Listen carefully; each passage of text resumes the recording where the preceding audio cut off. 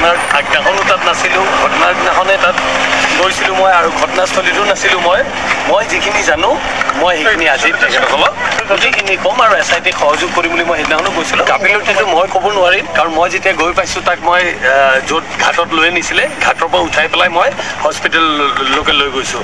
তাত সেইটো জুবিন গাৰ্গ নহয় বেলেগ কোনোবা থাকিলেও অসমৰ মানুহ যদি কোনোবা থাকিলে মোৰ কৰ্তব্য বুলি ভাবোঁ, মই দাঙি লৈ গ'লোঁ হস্পিটেললৈকে। আৰু হস্পিটেললৈকে লৈ যাওঁতে যিখিনি তথ্য আছে মোৰ তাত সেইখিনি মই গোটেইখিনি আজি এতিয়া SIT তেখেতসকলে জানিব, তেখেতসকলে কিয় কোৱা নাই, কাৰণ তেখেতসকলৰ লগত আছে। ইতিমধ্যে মোৰ প্ৰেছ মিটত মই সকলো কথা কৈছিলোঁ আৰু আজি মই SITৰ ওচৰত যাব দিয়ক, কি হয় মই তাৰপিছত ওলাই আহি পেলাই আপোনালোকক নিশ্চয় জনাম। এইখিনি আছিলে সেইদিনাখন দেখাই দিছিলোঁ, সেইখিনি মই আজি SITৰ ওচৰতো এইখিনি জমা আৰু বেলেগ একো নাই মোৰ তাত, যিখিনি আছে মই SITৰ ওচৰত। হয়, মোক মাতা গৈছে এতিয়া ফোন কৰিছিলে মোক যে আপুনি আহি যাওক, মই বোলো ঠিক আছে আহি আছোঁ, লগালগ আহিছোঁ। সম্পূৰ্ণ সহযোগিতা কৰিম মই, সম্পূৰ্ণ মোৰ তাতে যিখিনি আছে ময়ো বিচাৰোঁ নহয়। এই আমাৰ হিয়াৰ আপোন আছিলে আৰু তাৰ লগত 35 বছৰৰ মোৰ এটা সম্পৰ্ক, আজিকালিৰ সম্পৰ্ক নাছিলে, এইটো কলেজৰ পৰা আমি একেলগে পঢ়া, একেলগে উঠি